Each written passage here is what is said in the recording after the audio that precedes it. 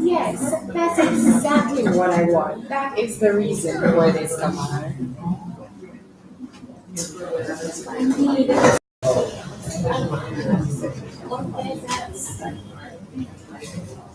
Small space.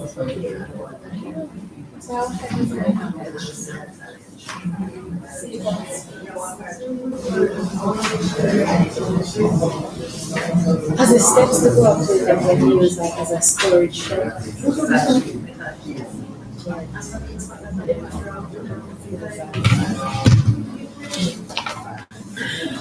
You see, that these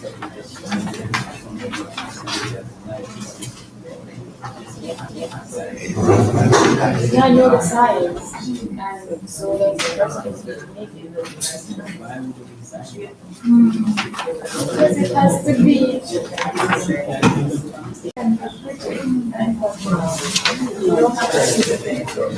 And you go to the customer what you want. I'm not taking on that. I'm not I'm just saying because you have to have this way.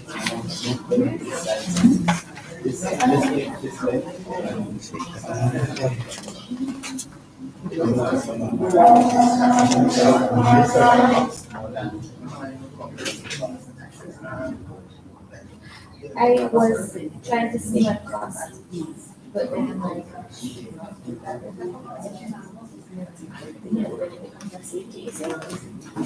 so I kind of take cost over the picture.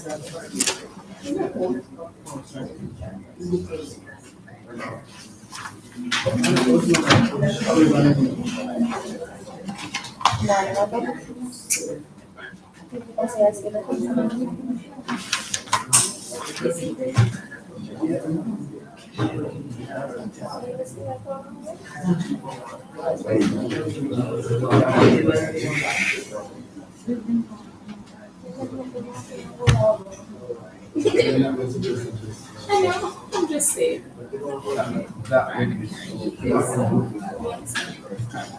All right, so everybody. Whoa, color everything. Oh, no.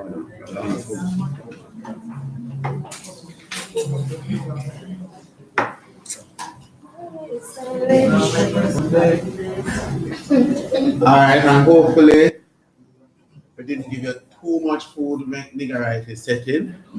You know, when I say stop beside camera, So I want to give you just enough. just feel. Yeah. How long is your contract?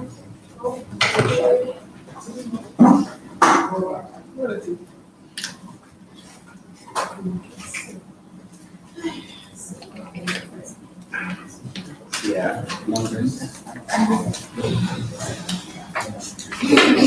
So we're quick to finish Monza. Sir, you didn't know that the exam done already? The exam done long time. Long time. And throw out of the room. Take away the paper from where? Come with a wall on the team. I'm still a fan. Yeah.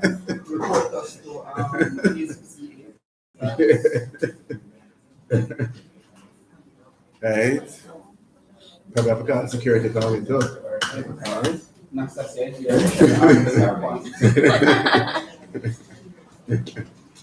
Right. I wonder where they get them troublesome people from. Right.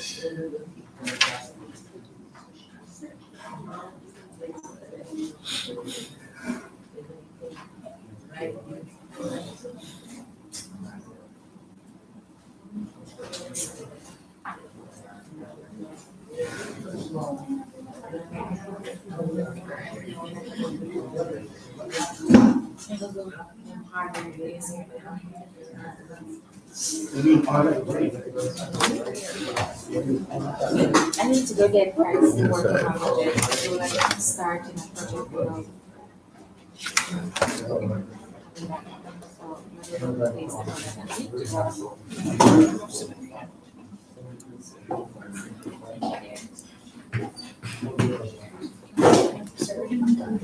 Yeah. All right. So let's see what we can do. Did we do the part 3? Oh yeah, we did. Oh yeah, right. Part 4, analyze the current quality cost in the manufacturing division and then briefly discuss how implementation of total quality management would affect the division.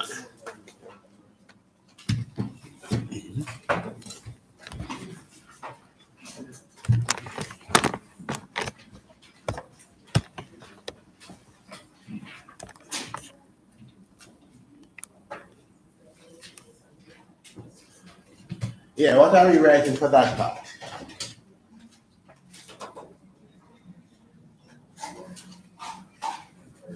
No, wake up yet from the phone. Did you get up for exercise? Hello, everybody.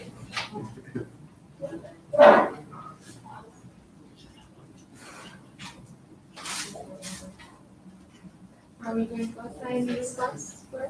Right. So look at what the question is asking. About what we're saying over here to do again. Where is it? Quality costs, or I mentioned stuff for prevention, appraisal. Right. Appendix 2. Right. Oh, yeah. Prevention, appraisal, internal failure, external failure. And what the thing answers again, analyze the current quality cost.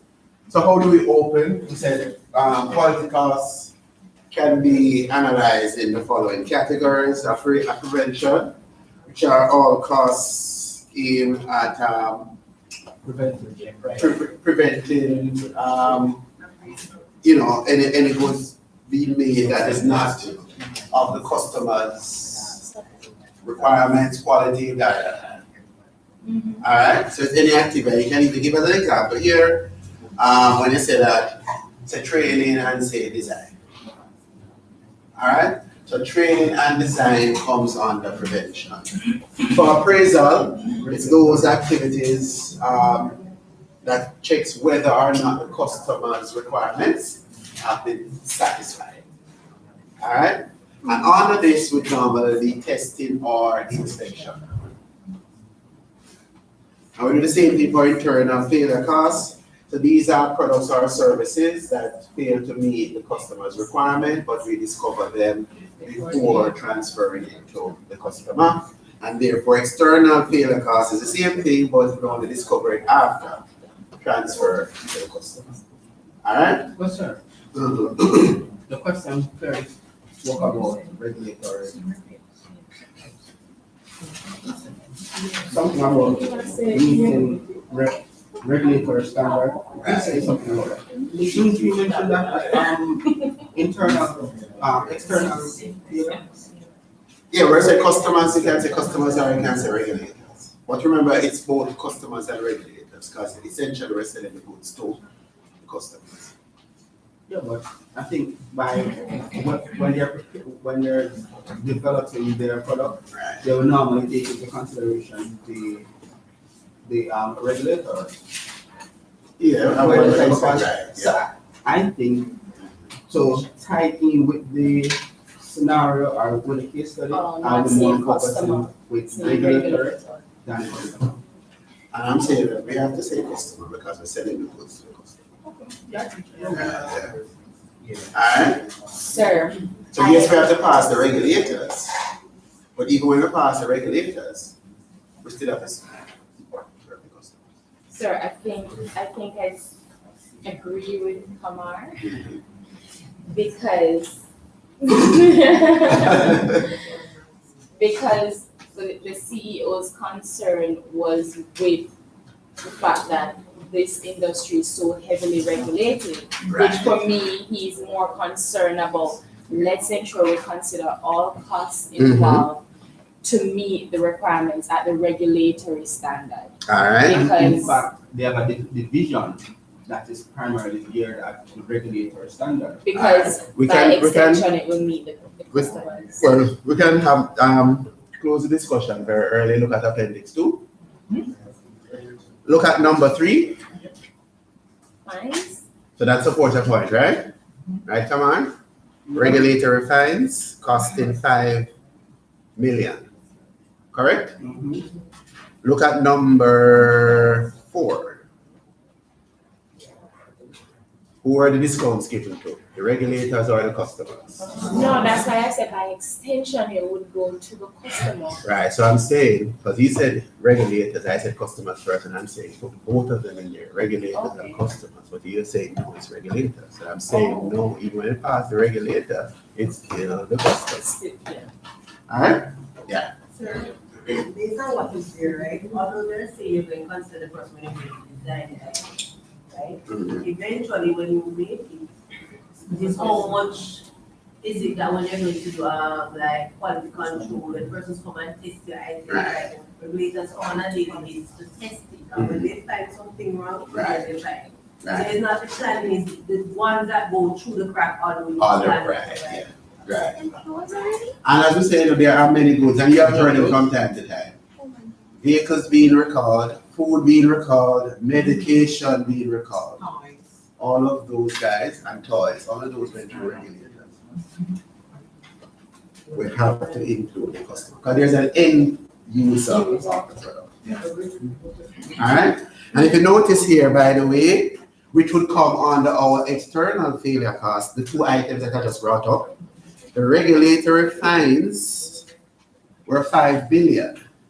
5 million. Look at the discounts that you gave to your customers. What? 22. 22 million. So why we can't leave, the customers must be in our definition. Alright? Again, here's the thing that we always say about our definition. Remember, yes, there is a knowledge and a serious knowledge component to your P5, but we don't want us to just automatically, because we have book knowledge, we just write definitions. Anything that we write in this quote-unquote definition is what we use to answer the question. And as such, there are many times that you have heard me say, I'm going to say it again, sometimes it means that we're going to alter our definition a little bit so that it fits the scenario. So like in this one now, let's say, yeah, we know what external failure cost is. It's about everybody. But let's say the case where we talk about regulators. You're totally right. I would skew it to say regulators. All right? But since there's also a customer component, and anything else at all that we have, you skew it to it. Because we have a right based on the words that we use up at the top. So we're writing stuff, for example, yesterday we mentioned APM, we're talking about shareholder value. If we want to say that the metric is not measuring shareholder value, how do we get to value first? Definition, which we don't really call definition. All right? We're calling basis. And the reason why we're not calling definition is because I don't want you guys to just go in there and just start writing knowledge to us. All right? So we're calling it basis. But in many times, instances, it's a definition. But that definition, talk write it like it in a book. Unless the way that it is in the book is in the scenario. Change your definition to fit the case. And we're not doing anything dishonest, so. Right? It's not that we are changing up the people them something that Mr. Porter opening thing and then Mr. Allen does feel say him bigger than Mr. Porter, no, I'm change. We're not changing Mr. Porter stuff. I should call him Mr. Porter, he's Dr. Porter. Right? We're not changing Dr. Porter stuff. All right, but we're changing wording because I want to say it. And guess who do that all the while? Politicians. You change things to fix the things. And there's not, don't think that Jamaican politician. Because you know the famous one over there, so not all in here. Right? Anything changes to fix it. Right? And it's what everybody does. You change up stuff. Alright? Alright, so it means that for this we give our one sentence stuff. Then we try to demonstrate each one by assigning values to each. So we're going to look to find values for prevention cost. Prevention cost. We found any prevention cost? Okay, so that's number 2, training of factory staff, which costs 8 million. All right. So on prevention costs, you give me your put 8 million. All right. It's one item, so we don't have to add more than one. Appraisal. Appraisal. Oh yeah, right. Factory product testing department cost, what's that now? 12 million. All right. Anything else for appraisal? No. All right. Next we have internal failure. Batteries rejected. Right. So batteries rejected at the factory valued at 17 million, which has a scrap value of 4 million. What do we write? 13. Write the difference. Right. All right. Was there any other? No. All right. So that takes care of that. What about external failure now? That's same discount, the 3 and 4, right? So that should be a total of what now? 27? 27 million. All right. So we have both regulatory and customers. But they gave us a number 6 here. Cost of raw materials. Is that to be included? Even if you're buying good quality, you're supposed to get back, but something not going right. So they're paying it so much for raw material, something is wrong there. In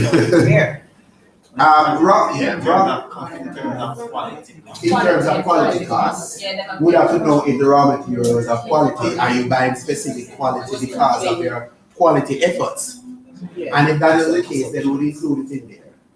But here's the thing now, we have to make too many assumptions. Right. The case not telling me yet. So it's best to leave it. out. It's best to leave it out. Alright? So we tell them that. So write that in our answer, that's why we're leaving it out. Because we don't know if this has anything to do with any quality cost effort. Alright? So it has to be a deliberate effort that you're buying more expensive material because you want to improve the quality. I'm sure. And we don't know about that. Otherwise it would be under prevention. Alright? And then now them pay, them spend 8 million on prevention training. And everything else is skyrocketing. So that the bulk of the expense should be prevention, so you have little effect on everything. On everything, right, yeah. So you drop that in there to just see if we're thinking about it. Because the normal action possibly would be to put it under prevention, except that we don't really know that it was done for prevention. We need some more info. Because prevention is supposed to be the lowest cost. It's not necessarily the lowest, you know. It's the right price so that we can drop the failure and whatever. Because guess what? If we look at it from the point of view of it being the lowest, we're going to end up not spending money there when we're supposed to spend money there, right? So don't view it as it should be the lowest, no. And think But about the in impact terms, that it's going, the impact will be. on the company and their Yeah, reputation the and impact will be the lowest cost. No, it's not that. What it should do is that we should see significant reduction reduction in the other in costs. costs, yeah. In the other costs. In the other, right, yeah. So if prevention is high, if prevention cost is high, it means that the other costs are low. Yeah. Sure. Should be low, yeah. And remember the costs, and we don't directly compare the costs. Alright? So you really can't compare 8 billion against 27 billion. We can't really do a comparison like that. But what we're saying is, if we spend more than the 8 billion, how much will it reduce the 27 billion by? Yeah. But it's not a one-for-one comparison that we say, this is higher than that and as a supplement to that. The only time we really make that point is that we say, look at your failure costs, look how high your failure costs are. Alright? Possibly to spend a little bit more on prevention, you should see a significant reduction in your failure costs. But it's right, it's like 2 different costs, so we truly can't strictly compare them one for one. Alright? But don't go into it thinking that prevention must be a lowest. actually if things are work, if you're teacher at my work, Prevention is the highest. yeah, prevention probably the highest and you'll have declared no failure cause of that. Yeah, because even with this example, if this was of quality, the better quality the material is less failure, don't have. Yeah. It's just that we don't know. And remember, if we did ask this to it would make our prevention cost significantly higher. Because that's like $1 million or something like that. Mm. 1 billion. Right. What's the biggest process time? Yeah. Because a person get up in work and a personal customer's time, but the figure cost to where the figure is really high as well. And a part of the response was that although they spend so much on a place, we're still not protecting from the, especially the internal level. So if that internal level is early, not looking at the price of costing one as opposed to the costing cost. Right. Because here's the thing that we'll generally say. Again, we really don't think it's such a good idea to spend money on a appraisal either. Exactly. We prefer prevention. Prevention. Because the reason why we don't like money being spent on appraisal, because we don't make it already. So we can't unmake it. So even if we spend it and find the problem, it don't make already. The raw materials don't use, the light doesn't use it just don't make good business sense. So it don't make no sense. Alright? But we do recognize that there are very few businesses in the world that really operate without some form of appraisal. Right? So when I said bring down to zero, would I prefer if you keep appraisal as low as possible and take the appraisal money and put it in a prevention. Alright? Because appraisal is still a waste of resources. Alright? So you know, many times and you get a case for coming there where they tell us that we're gonna put more money in, we're gonna hire more inspectors.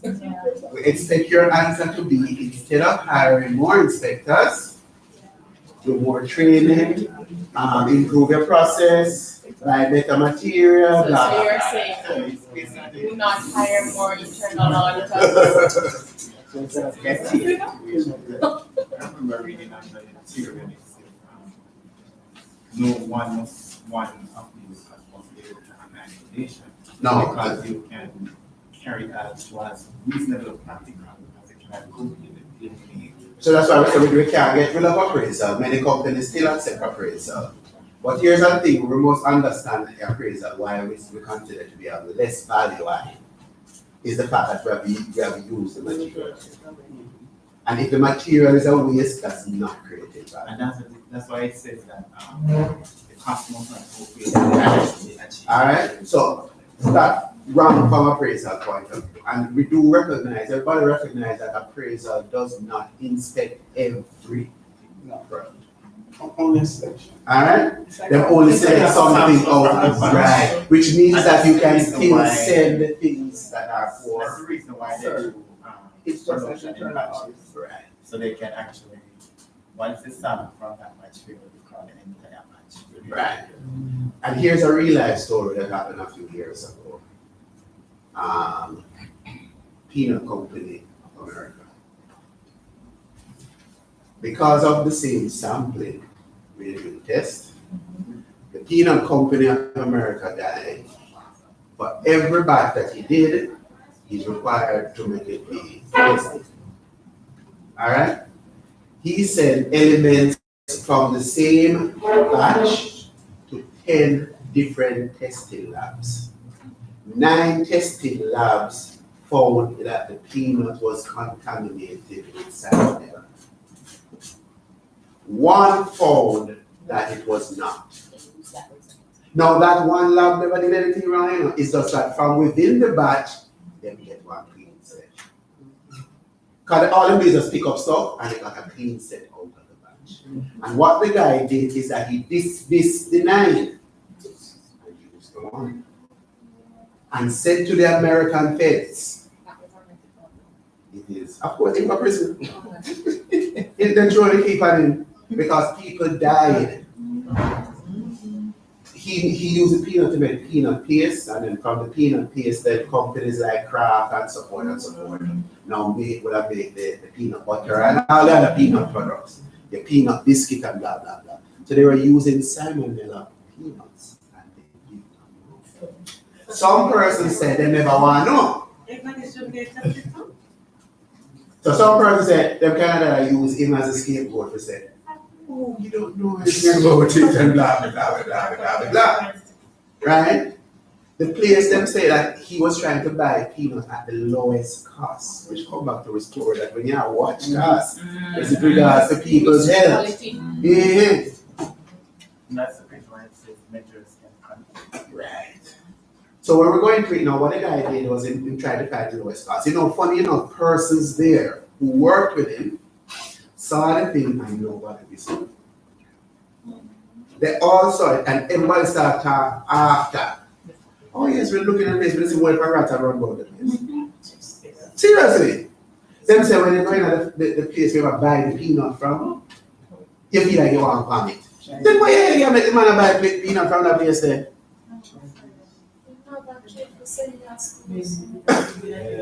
And they all knew this before. And yet they made the man continue to do it.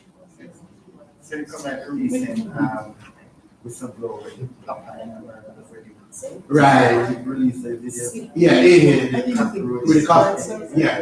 As a matter of fact, there are probably welcome videos around many of the eatery places that if we ever see it, we just wouldn't eat. So we're sometimes we're just simply say, well, what I don't see, I don't need. right? Chinese kids. And you say a good prayer, make sure you say a good prayer before you start to eat. Because you don't know. I know people out there that just don't eat out at all. My sister shouldn't eat from. It's a very much people plans. She doesn't want. Because they just have a fear that they don't know what the place they're going to eat from. Yeah, they go price mark to buy stuff. They don't know what going back in the kitchen. Yeah.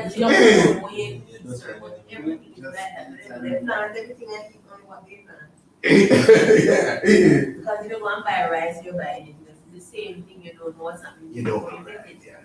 So we kind of have to really trust hard here, so no, you know, seriously. Seriously.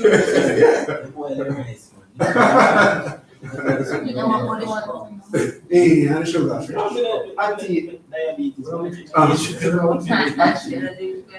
your tea bag or whatever. Yeah. Check out all of them. Sir, people can pick crap, they can use it. I rest my case. Okay. What's your thing, crab? Nasty. Okay. Nasty, delicious. Right? So we don't know. So the idea is, and as I said, I'm not aware of any organization in the world that don't have a appraisal. Alright? So we're not advocating that you get rid of appraisal. We're just saying anytime you need to think, firstly before you spend the money on extra appraisal, see if the money is best spent at the prevention. Yeah. Alright? So we don't necessarily want more auditors. Thank you, Jesus. Exactly. Especially the internal auditor. I have one check. the process. For some reason, I'm checking. There was appraisal and external. For your internal. Oh, you used to be internal. Okay. Oh, external, you're internal now, or you just go with that? Let's go with the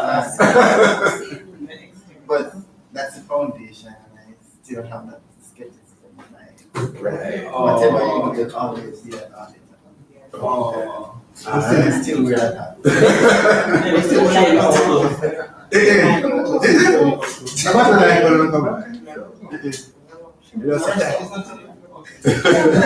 No, but when the auditor,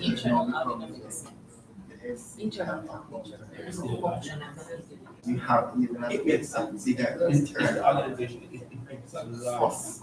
have changed. Now you see all the mess that the external auditor don't care about. Right. I take a control, I see it and I know it's my substantial. Right. But you are the accountant and this Right. Yeah. everybody say that they will work, Right. this that. Right. And because of that, you know that. Right. And you know the funny thing, as I said now, we're in your altar because you know the FC. You know what you start to suggest now? You start to suggest prevention. Yeah, it is. Right, yeah. You're not trying to bring in more control, and it's not more inspection you're bringing in, you're trying to solve, get to the root of the problem. Right. Which is what prevention is. That's why, and again, don't necessarily want to put it in terms of money, guys, because again, it not come here like quite like you. Alright? But it means that you need to spend sufficiently at prevention so that you can reduce every other cost. Alright? And that's the idea. If you spend enough at prevention, no, we're not getting perfect leaders, but if you spend enough at prevention, you should reduce every single one of them three then. Appraisal, internal failure, and external failure. So I am more qualified accountant and you don't need much internal audits. Okay. What? That's not.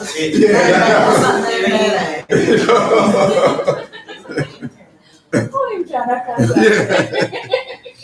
Right? I pay them enough money. So what we're doing this question, this is written on part 4.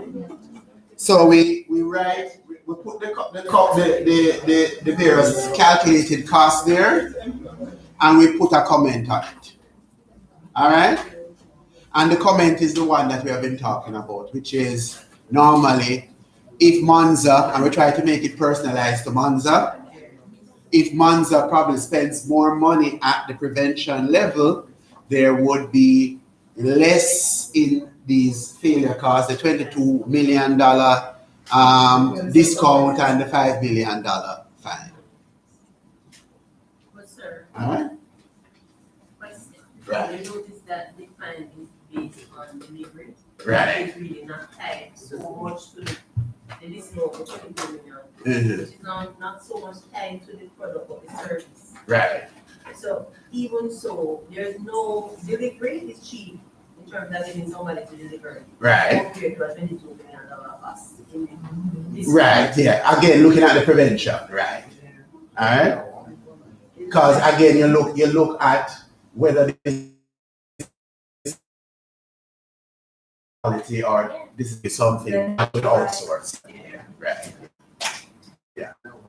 All right. As when we get this kind of question, if you give us numbers, we'll try and put the values, insert the values in the various categories, and we'll always make a comment. The general comment that we'll make is that always that the failure costs, in particular the external failure costs, can be significantly reduced if we spend more time. And then we try to tailor the prevention a little bit more so it doesn't sound so generic, even though at the same time we'll keep writing. Right? So we might make specific reference, depending on what is in the case, to the design that starts about coming up with better parts or process to make the product, right? Or training, right? Or some combination there, but we're not say training days.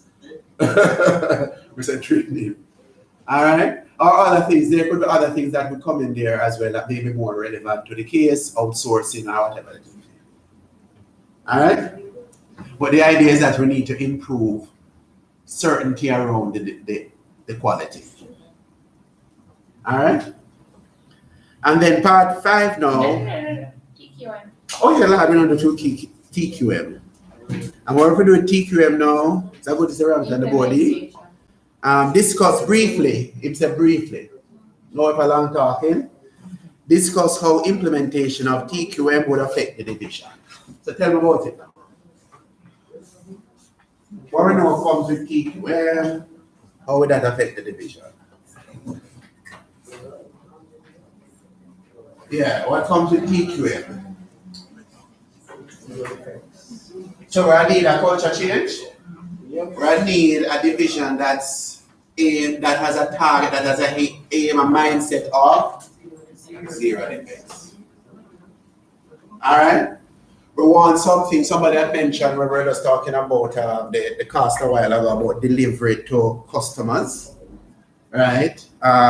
Again, we want to be sure that we fix all of those kind of things because it's about TQM, it's about getting it right the first time.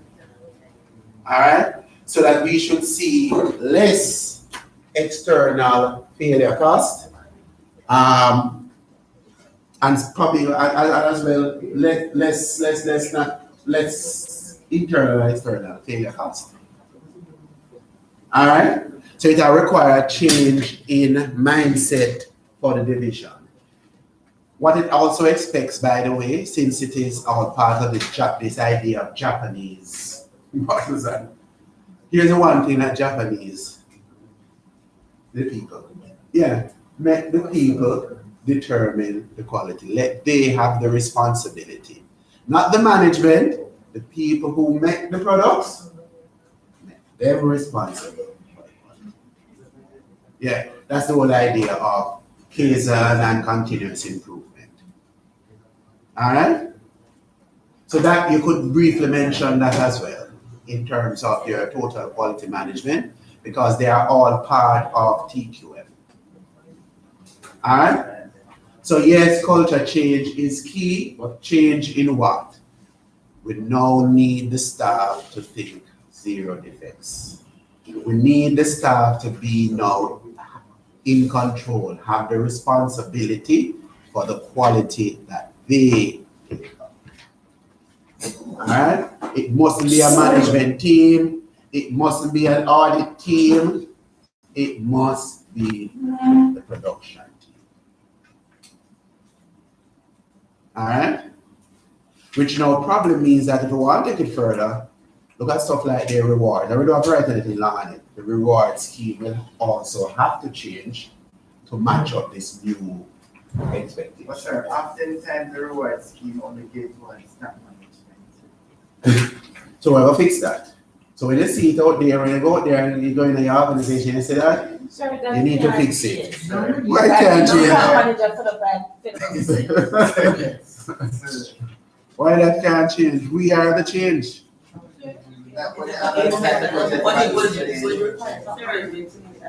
And you need to convince them. And you need to convince them. I would then go in a black, white, purple, pink, them say that's so me I do it. Yeah, but you're not making it relevant to them. Make it relevant to them. Show them how they can earn more bonus by doing this thing. Except for your place. Remember that their reward is already at a certain level. So your impact for them to get more, probably even at that level. Because here's one of the things with persons who have money. They always want more. We always think they don't have enough, so they don't want more. They want more.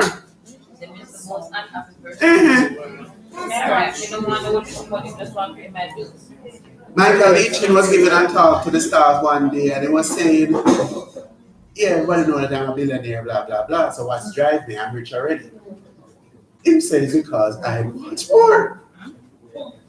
But using Michael Eachin, it does not filter down to the non-staff. Right. What he does is send them out and bring them back on contracts or budget and to increase it. To be fair, it's not him, at the executive, because he's a chairman. And the chairman and the executives do that. He will come up with a policy that says we need to find a way to rationalize our costs.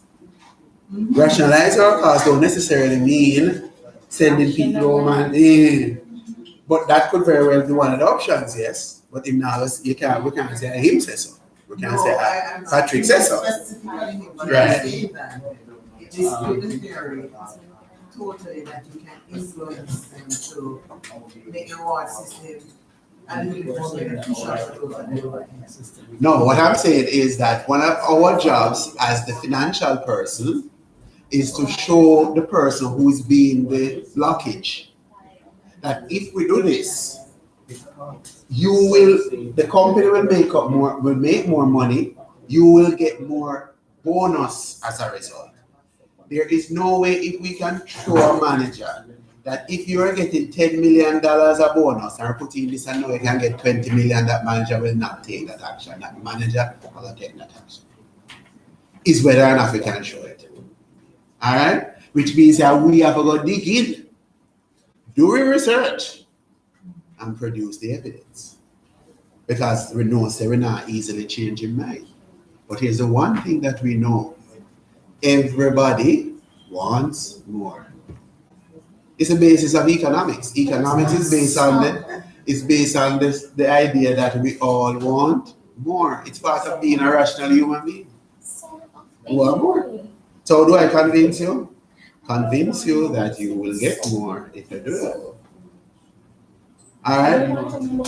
And if you look at it, even with that in terms of improving processes, rationalizing stuff, if you can improve the process and reduce the costs, and therefore the organization gets wealthier, the shareholders are happier, I as the CEO and all of the executives are happier, it means that whoever the staff are who are there should also be happier.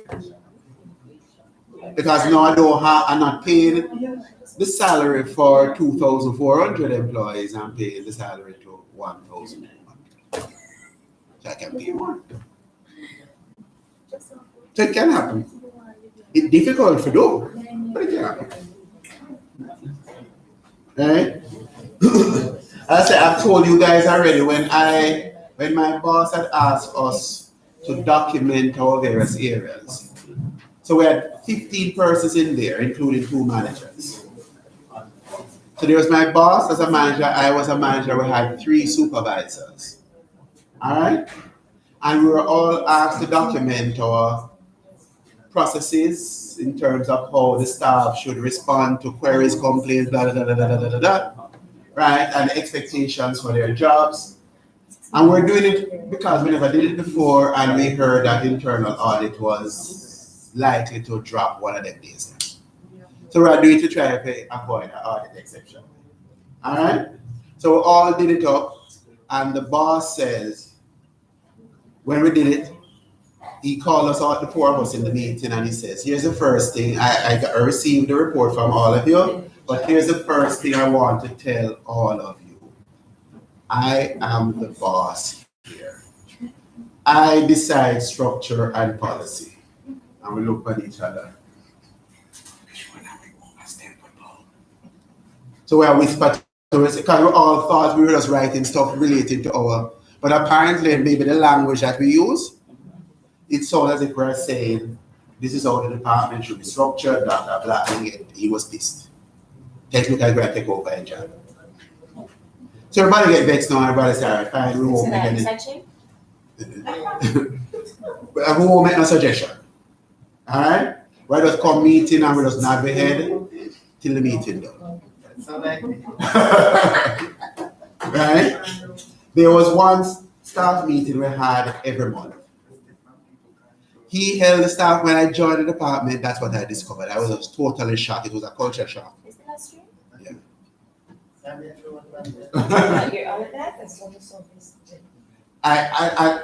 It was a culture shock too, because when he was holding the meeting on a Friday evening after work. Friday evening. Not even a Thursday evening, a Friday evening.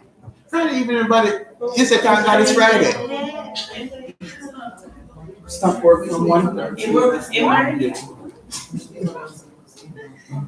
The divorce, but apparently the marriage was under the ground. Right? She asked me if she was married, and I said apparently marriage was. What she asked?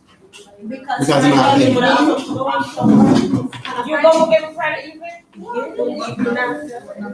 But I'm not still at work. I'm not home. Yeah. We have sports club for going on, people are hanging out with and whatever. I went to on a Friday. Yeah, and they want to have meetings. On a Friday. On a Friday. That's the best As way long to as find. between 8 and 5, we can do anything. That's the best That way is to not find out. maximizing shareholder. It is actually. Wait, Yeah, because you don't have to use your productive time on Monday to facilitate.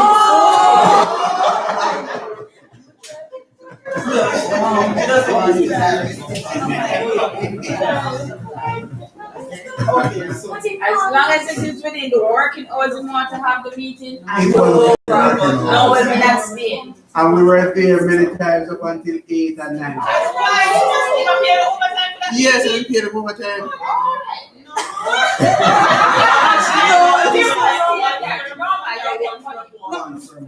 Every month. So we do it every month. Yeah. So when we look at it, the staff never like it. They're vexed. Everybody want to go sports club, everybody want to go home, who tired want to go home, walk with them friends to go meet, right? So by the time you come at 9 o'clock, everybody don't drink up and enjoy themselves already, and you come there with your like a dead tired self. And I said, well, go ahead, you start the joke already. Don't joke like that, right? My friends from head office when I normally meet, they say they can't bother wait for me, then go.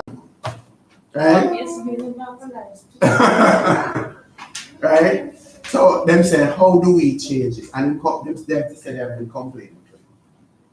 He refused to watch. So them come to me and them say, Mr. Ali, can you just convince him to change? But me remember what we said, we were right, we look at thing and then vex. How do we change this? I have to look at what matters to him. Right? Money and this perception that we are provide service. All right? Because we're the service desk. And so part of the reason why I'm saying that is because persons are calling us throughout the day. So we quote unquote can't have meeting. I agree with him. Productive time. Right? So we say, how do we address this? So we say, all right, we'll do some things under the cover. Right? We'll collect the information, we'll put all the stuff them together, I will present it to you. So we say, all right, if I will say, we're not going to be able to service the customers if we're in the room. So we say, how can we have the meeting, yet still serve the customers? We will have laptops in the room, because the conference room, they don't have laptops in it, and one speaker, they know the conference room speaker. There's no privacy, no they find it. If you answer the call, everybody in the meeting will be hearing and will have stopped the meeting. Alright? So we went to the telecoms team and said, can you put some extensions in there, even temporary, just for when we are having the meeting? And then say, yeah, then can give 3 extensions in there. Perfect. So 3 persons can answer the phone. The second thing now is the laptops, we can get the emails. We can say they can lend us 3 laptops for the meeting. So now we have 3 laptops, 3 telephones. Alright? What's the other thing now? Look at it on the money card. Because if he can drop fee overtime bill, it will look like a G.